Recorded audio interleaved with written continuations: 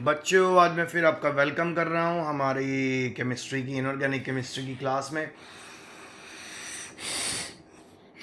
आपको पता है कि मैंने नया चैप्टर शुरू करा आपके साथ कोऑर्डिनेशन कंपाउंड का, और मैंने आपको ऑर्गेनोमेटालिक कंपाउंड्स के बारे में बता दिया था, और ये भी बता दिया था कि उसमें हमें ऑक्सीडेशन स्टेट्स निकालनी होती है, उनके आईयूपैक नेम लिखने होते हैं। फिर उसके बाद बताना होता है कलर्ड है, पैरामैग्नेटिक है, डायमैग्नेटिक है, कि कलरलेस है। फिर मैंने आपको नया टॉपिक शुरू करवाया था आइसोमेरिज्म। आइसोमेरिज्म वो फिनोमिनन होता है जिसमें किसी भी एक स्ट्रक्चरल फार्मूला को एक से ज़्यादा तरह से हम रिप्रेजेंट कर सकें। जब किसी भी केमिकल फार्मूला को एक से ज़्यादा तरह से रिप्रेजेंट कर सकते हैं उसको आइसोमेरिज्म बोलते हैं। तो बेटा आयोनाइजेशन आइसोमेरिज्म तो मैंने आपको सिंपल कल बता दिया था, that is the exchange of ion. जो कोऑर्डिनेशन स्फीयर के अंदर आयन है बस उसको बाहर निकाल देना है, जो आयन कोऑर्डिनेशन स्फीयर के बाहर है उसको अंदर ले आना है, तो आपका आयोनाइजेशन आइसोमेरिज्म हो गया। सल्फेट आयन बाहर आ गया, Br नेगेटिव अंदर चला गया। अब सल्फेट आयन बाहर आया तो उस पर -2 का चार्ज है, तो Br नेगेटिव अंदर चला गया, तो मॉलिक्यूल पे ऑर्गेनोमेटालिक कंपाउंड पे +2 का चार्ज आ जाएगा, क्योंकि हमें इसको बैलेंस करना है। फिर आ गया बेटा लिंकेज आइसोमेरिज्म। कभी कभी हमारे पास इस तरह के लाइगेंड होते हैं जो लाइगेंड अपने मॉलिक्यूल में इंडिविजुअल एटम्स जो होते हैं उनके थ्रू डेटिव बॉन्ड बना सकते हैं। जैसे यहाँ पे आपको दिख रहा है NO2। NO2 जो लाइगेंड है ना बेटा, इसको हम बोलते हैं नाइट्रो। अब आप नोट करो कि नाइट्रोजन के पास भी लोन पेयर है, ऑक्सीजन के पास भी लोन पेयर है, तो यहाँ पे डेटिव बॉन्ड मेटल के साथ नाइट्रोजन के थ्रू भी बन सकता है, ऑक्सीजन के थ्रू भी बन सकता है। अगर ऑक्सीजन के थ्रू डेटिव बॉन्ड बनेगा तो इसको ONO लिखते हैं। क्या लिखते हैं? ONO। अगर तो नाइट्रोजन के साथ डेटिव बॉन्ड बनाया हुआ मेटल ने तो ये कहलाएगा नाइट्रो। अगर ऑक्सीजन के साथ डेटिव बॉन्ड बनाया हुआ तो कहलाएगा नाइट्रीटो। नाइट्रीटो। तो कहने का मतलब ये है कि कई ऐसे लाइगेंड हमारे पास होते हैं जो 2 साइड्स पोजेस करते हैं डेटिव बॉन्ड की, मतलब जो 2 साइड से डेटिव बॉन्ड बना सकते हैं। जैसे यहाँ पे NO2 में नाइट्रोजन भी डेटिव बॉन्ड बना सकता है मेटल से, ऑक्सीजन भी डेटिव बॉन्ड बना सकता है। यानी एक लाइगेंड 2 तरह से जुड़ सकता है मेटल के साथ। अगर तो वह नाइट्रोजन के थ्रू जुड़ रहा है तो बन जाएगा हमारा नाइट्रो, और अगर ऑक्सीजन के थ्रू जुड़ रहा है तो बन जाएगा नाइट्रीटो। तो अब इसमें 5 क्या है? 5 आप नोटिस करो हमारे पास लाइगेंड है, टोटल 6 हैं जिनमें से 5 अमीन है, तो पेंटा अमीन नाइट्रो, क्योंकि नाइट्रोजन से लाइगेंड ने बॉन्ड बनाया हुआ है। नाइट्रो, ऑक्सीडेशन स्टेट इसकी 3 हो जाएगी, क्लोराइड। ठीक है। फिर उसके बाद हम यहाँ पे देखें तो यहाँ पे हमारा ऑक्सीजन के साथ बॉन्ड बना तो पेंटा अमीन नाइट्रीटो, कोबाल्ट 3 क्लोराइड। सो लिंकेज आइसोमेरिज्म वो आइसोमेरिज्म होता है जिसमें आइसोमर का सेम मॉलिक्यूलर फार्मूला है पर डिफरेंट मोड ऑफ अटैचमेंट है लाइगेंड का to the central metal atom. For example nitro group link हो सकता है मेटल के साथ थ्रू नाइट्रोजन, और ऑक्सीजन के थ्रू भी लिंक हो सकता है। फिर हमारे पास आया जी कोऑर्डिनेशन आइसोमेरिज्म। कोऑर्डिनेशन आइसोमेरिज्म बेटा सिंपल होता है, इसमें कटायन और अनायन की रिप्लेसमेंट होती है। सिंपल, अगर आपको 2 दिए हुए यहाँ पे देखो, ये आपको कोऑर्डिनेशन आइसोमेरिज्म यहाँ पे शो किया हुआ है, 2 कॉम्प्लेक्स आपको नजर आ रहे हैं। आपने बेटा बस इनके लाइगेंड एक्सचेंज कर देने। कोबाल्ट में अगर अमोनिया है और क्रोमियम में अगर साइनो लगे हुए हैं तो Cn कोबाल्ट को दे देंगे, कोबाल्ट का NH3 Cn की जगह लग जाएगा, यानी एक्सचेंज ऑफ लाइगेंड्स। और अगर आपने और इजीली इसको समझना है, एक्सचेंज ऑफ मेटल कह सकते हो। क्रोमियम को कोबाल्ट की जगह लगा दो, कोबाल्ट को क्रोमियम की जगह लगा दो, ये आपका कोऑर्डिनेशन आइसोमेरिज्म है। अगर आपको एक पेपर में कॉम्प्लेक्स दिया और उसका पूछा इसका कोऑर्डिनेशन आइसोमेरिज्म लिख दो, तो बस आपको वहाँ पे 2 कॉम्प्लेक्सेस होंगे बेटा, उनके मेटल एक्सचेंज कर देना बस। तो आइए देखिए क्या है। This type of isomerism occur when cation and anion both are complexes, but they differ in respect of distribution of ligand in the coordination sphere of cation and anion. तो यहाँ पे कटायन और अनायन हमारे पास 2 कॉम्प्लेक्सेस है, cationic form भी है, anionic. ये neutral ligand है तो ये कटायनिक लाइगेंड बन जाएगा, ये हमारा नेगेटिवली चार्ज लाइगेंड है तो एनायनिक कॉम्प्लेक्स बन जाएगा। बस इनके थ्रू आपने किसका एक्सचेंज करना है, मेटल का। कोबाल्ट को क्रोमियम की जगह, क्रोमियम को कोबाल्ट की जगह, ओवर। फिर आ गया हाइड्रेट आइसोमेरिज्म। बेटा ये तो आपको नाम से पता चल रहा है, वाटर। कोऑर्डिनेशन कॉम्प्लेक्स में अगर हम वाटर को कोऑर्डिनेशन स्फीयर से बाहर निकाल दें या कोऑर्डिनेशन स्फीयर के अंदर डाल दें, इसको हम हाइड्रेट आइसोमेरिज्म बोलते हैं। देखो जी, in this type of isomerism the isomer differ in the number of water molecule present as ligand or as molecules of hydration। अब इस कॉम्प्लेक्स को बहुत ध्यान से देखो बच्चों, बहुत ध्यान से देखो। अगर तो हमारे पास वाटर अंदर है, यहाँ पे देख रहे हो, बस वाटर और साथ में Cl, ये दोनों लाइगेंड आपने बाहर निकाल देने और ये Cl2 अंदर चला जाएगा। सिंपल फंडा है, 2 लाइगेंड बाहर निकाल रहे हो, 2 लाइगेंड अंदर कर रहे हो। अब देखो यहाँ पे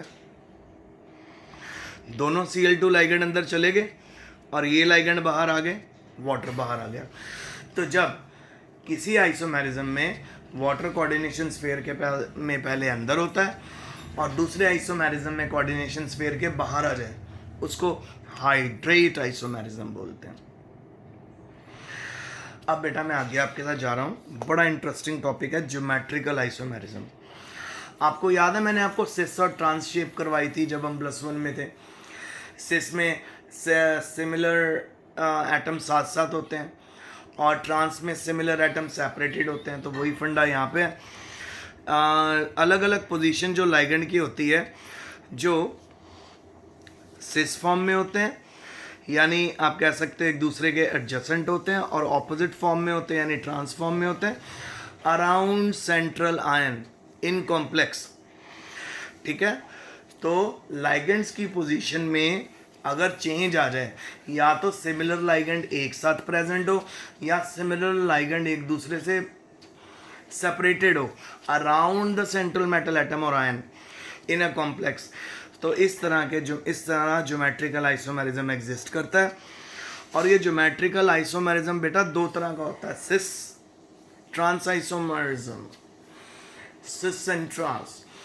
सो सबसे पहले हम स्क्वायर प्लेनर कॉम्प्लेक्स में समझते हैं, जहाँ पे 4 लाइगेंड लगे हैं। देखिए प्लैटिनम के अराउंड 4 लाइगेंड है, 2 अमोनिया 2 Cl है। अब इनको मैं कैसे प्लेस कर सकता हूँ, या तो NH3 NH3 बिल्कुल एक दूसरे के साथ साथ हो, Cl Cl एक दूसरे के साथ साथ हो। अगर NH3 NH3 Cl Cl एक दूसरे के साथ साथ है तो वो बन जाएगी सिस फॉर्म। और अगर हम NH3 और Cl को ऐसे प्लेस करें कि वो बिल्कुल एक दूसरे से डिफर करें तो वो बन जाएगी ट्रांसफॉर्म। आइए जरा मैं आपको दिखाता हूँ सिस कैसे ही है। NH3 किसको फॉलो कर रहा है, NH3 सेम। Cl किसको फॉलो कर रहा है, Cl सेम। तो ये बन गया सिस। अब NH3 के सामने क्या आ रहा है, Cl, Cl के आगे क्या आ रहा है, NH3, NH3 के आगे क्या आ रहा है, Cl। ठीक है, तो यानी ऑपोजिट प्लेस हो गए, जिसमें लाइगेंड ऑपोजिटली प्लेस होते हैं उन कॉम्प्लेक्स को हम बोलते हैं ट्रांस। तो ये तो कंडीशन थी जब हमारे पास 4 लाइगेंड हो। जब हमारे पास 6 लाइगेंड हो तो क्या किया जाता है, ये देखिए 6 लाइगेंड होता है, जिसमें हमारे पास सपोज यहाँ पे 4 अमोनिया है और 2 Cl2 है। सो अगर तो हम Cl Cl को एक दूसरे के साथ फ्रेम में लगा दें, या तो यहाँ Cl है और यहाँ आ जाए, या यहाँ Cl है तो यहाँ आ जाए, यहाँ Cl है तो यहाँ, मतलब कहने का मतलब ये है कि 2 Cl इकट्ठे प्लेस हुए हों, जिसमें दोनों Cl इकट्ठे प्लेस होंगे और NH3 भी ऑब्वियसली इकट्ठे प्लेस हो गए। देखो बेटा ध्यान से, इस NH3 के आगे ये NH3 आ रहा है, इस NH3 के आगे ये NH3 आ रहा है, और इस NH3 के आगे ये आ रहा है। सो यानी जिसमें लाइगेंड्स बिल्कुल एक साथ प्लेस किए गए हैं वो बन जाएगी सिस फॉर्म। ट्रांस में आपको क्या करना, कुछ नहीं करना, दोनों Cl को एक्सियल पोजीशन पे लगा दो, एक ऊपर एक नीचे। जब आप दोनों Cl को एक्सियल पोजीशन पे लगा दोगे तो आपकी ट्रांसफॉर्म आ जाएगी। अब देखो यहाँ पे इस Cl के ऑपोजिट बिल्कुल सामने क्या है NH3, इसके भी क्या है NH3, इस Cl के सामने क्या है NH3, इस Cl के सामने क्या है, ऑपोजिट हो गए। तो जब ये लाइगेंड ऑपोजिटली अरेंज होंगे तो कौन सी फॉर्म बन जाएगी, ट्रांस। फिर उसके बाद आता है बेटा optical isomers. Two isomers which rotate the plane of polarized light towards left or right equally are related to each other as an object of its image in the mirror are called optical isomerism and the phenomenon is called optical isomerism। मैं आपको बताता हूँ, आपको याद है plane polarised light का मैंने आपको कॉन्सेप्ट बताया था। प्लेन पोलराइज्ड लाइट वो लाइट होती है जो सिंगल प्लेन में वाइब्रेट करती है। अगर तो प्लेन पोलराइज्ड लाइट किसी ऑर्गेनोमेटालिक कंपाउंड के ऊपर पड़ती है और पड़ने के बाद वो उसको राइट की तरफ रोटेट कर देती है तो डिफ्लेक्शन शो करती, तो वो होगा हमारा डेक्स्ट्रो रोटेटरी। अगर लेफ्ट की तरफ रोटेट करेगी तो वो हमारा होगा लेवो रोटेटरी। आप समझ आ रहा है आपको? तो अगर प्लेन पोलराइज्ड लाइट आपके पास जो ऑर्गेनोमेटालिक कंपाउंड दिया है उसके ऊपर पड़े और उसको डेक्स्ट्रो और लीवो में रोटेट कर दे, राइट में या लेफ्ट में रोटेट कर दे, तो वो कंपाउंड होते हैं जो ऑप्टिकल आइसोमेरिज्म शो करते हैं। तो यहाँ पे हम देखें, ये हमारे पास बना हुआ है, इसकी मिरर इमेज यहाँ पे है। इसको उठा के आप इसके ऊपर रख सकते हो? नहीं, क्योंकि these both mirror images are not superimposable. अगर यहाँ पे ए हो, ए के ऊपर ए रख सकते हो, बी के ऊपर बी रख सकते हो? नहीं। इसी तरह इसके ऊपर ये नहीं रखा जा सकता। तो अगर नॉन सुपर इम्पोजेबल है तो पक्का ऑप्टिकल एक्टिविटी है। ऑप्टिकल एक्टिविटी का मतलब वो प्लेन पोलराइज्ड लाइट को या तो लेफ्ट की तरफ रोटेट करेगी या राइट की तरफ। तो बेटा आज का लेक्चर यहीं तक है। मैंने आपको सारे आइसोमेरिज्म करा दिया अपने रिवाइज करने में। आपको एक बार फिर से बना के दिखा देता हूँ, देखो जी।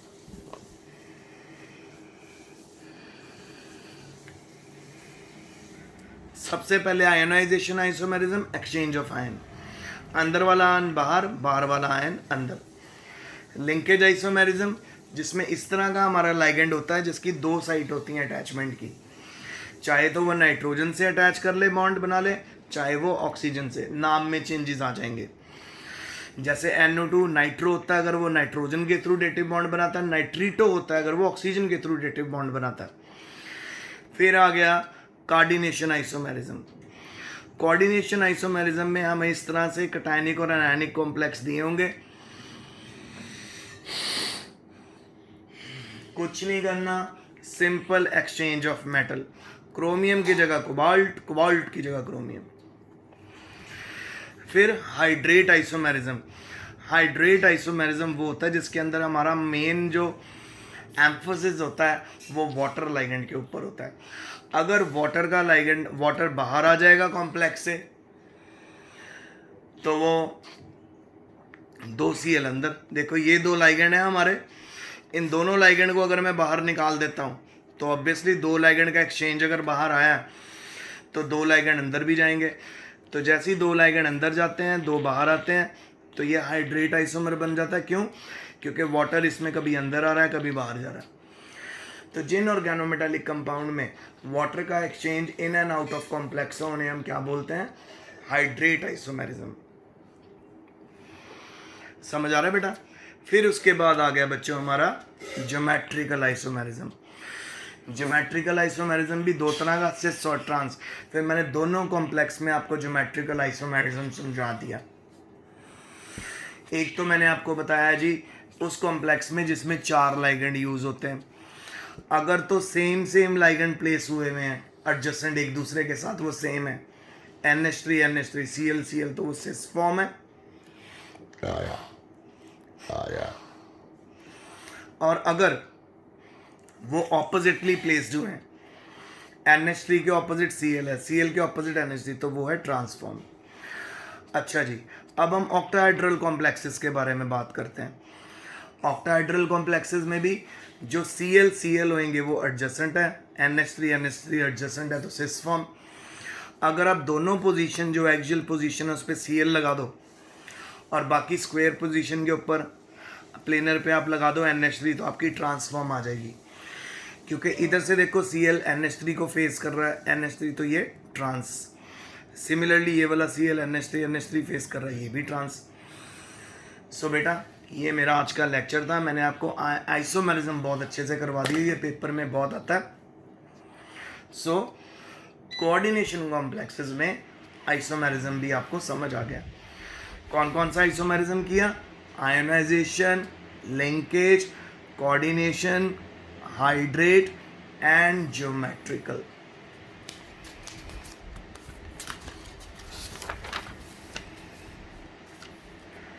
फिर एक लास्ट आइसोमेर है, वो जी ऑप्टिकल है, ऑप्टिकल आइसोमेरिज्म। सपोज हमारे पास इस तरह का है जी,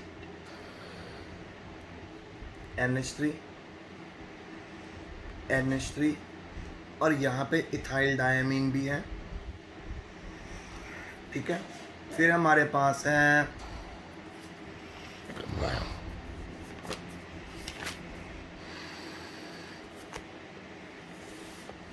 जी हाँ Cl एंड Cl, और ये हमारा आ गया बेटा मिरर। अगर इस मिरर के अपोज हम बनाएंगे कोबाल्ट के अराउंड, सो NH3 ये वाला यहाँ आएगा, एक NH3 ऊपर आ गया ऑपोजिट, Cl यहाँ और En यहाँ, En इथाइलिन डायमीन है। मैंने आपको कल भी बताया था ये बाइडेंटेड लाइगेंड है, 2 डेटिव बॉन्ड इकट्ठा बनाता है। सो इस मॉलिक्यूल को इसके ऊपर उठा के नहीं आप रख सकते, क्योंकि इसकी जो सुपर इम्पोजेबल मिरर इमेज नहीं, इसकी जो मिरर है ये बीच में मिरर है, इसकी जो मिरर इमेज है वो नॉन सुपर इम्पोजेबल है। यानी जब हम किसी मॉलिक्यूल को दूसरे के ऊपर ना रख सकें तो वो नॉन सुपर इम्पोजेबल। सिंपल बेटा ऐसे समझो ना, ए की मिरर इमेज ए बनेगी, ए के ऊपर ए रख सकते हो, हाँ जी। बी की मिरर इमेज बी बनेगी, बी के ऊपर बी रख सकते हो, नहीं। क्यों?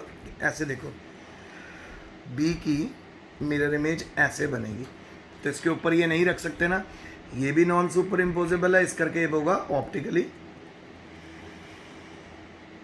एक्टिव। ये सुपर इम्पोजेबल है तो ये बनेगा optically inactive, because super imposable mirror image है, यहाँ पे नॉन सुपर इम्पोजेबल।